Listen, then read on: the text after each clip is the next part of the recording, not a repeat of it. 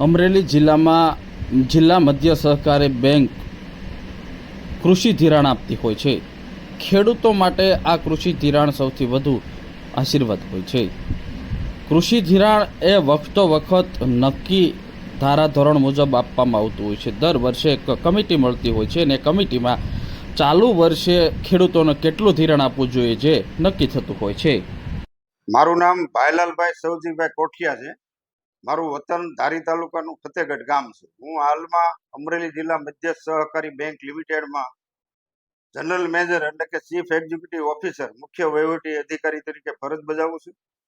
આ બેંકની અંદર આ જિલ્લાની અંદર આવેલા ખેડૂત ભાઈઓને ખરીફ, પછી ચોમાસું, શિયાળુ અને ઉનાળુ પાક માટે વિવિધ જે પાકો વાવે છે એના ધિરાણ કરવામાં આવે છે. પહેલા તો મુખ્યત્વે આપણા જિલ્લાના બે પાક છે.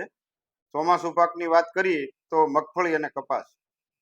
કોઈ પણ ખેડૂત 1 હેક્ટર જમીન ધરાવતા હોય તો એમને 1 હેક્ટરે 1,37,500 બેંક દ્વારા ટેકનિકલ ગ્રુપની મિટિંગમાં જે દરો નક્કી થયા છે એ મુજબ ધિરાણ આપવામાં આવે છે.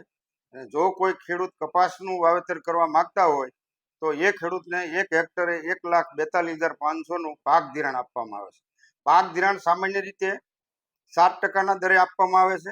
અને જો ખેડૂત ઉપાડ્યા તારીખથી 364 દિવસમાં વ્યાજ સહિત ખાતું ચૂકતે કરે તો કેન્દ્ર સરકાર તરફથી 3% વ્યાજ સહાય આપવામાં આવે છે અને રાજ્ય સરકાર દ્વારા પણ 4% વ્યાજ સહાય આપવામાં આવે છે.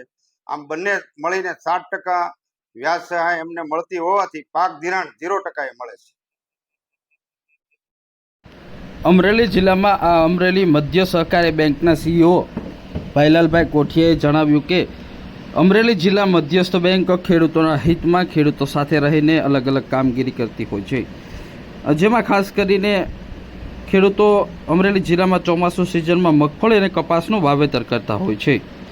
મગફળી અને કપાસના વાવેતર દરમિયાન એક ટેકનિકલ ગ્રુપની એક વાવેતર પહેલાં એક મિટિંગ યોજાય છે. એના મિટિંગની અંદર દર નક્કી કરવામાં આવે છે. જેમાં અમરેલી જિલ્લામાં મગફળીનું વાવેતર કરનાર ખેડૂતને 1 હેક્ટરે 1,37,500 રૂપિયાનું ધિરાણ આપવામાં આવે છે. જ્યારે કપાસનું વાવેતર કરનાર ખેડૂતને 1,42,500 રૂપિયા સુધીનું ધિરાણ આપવામાં આવે છે.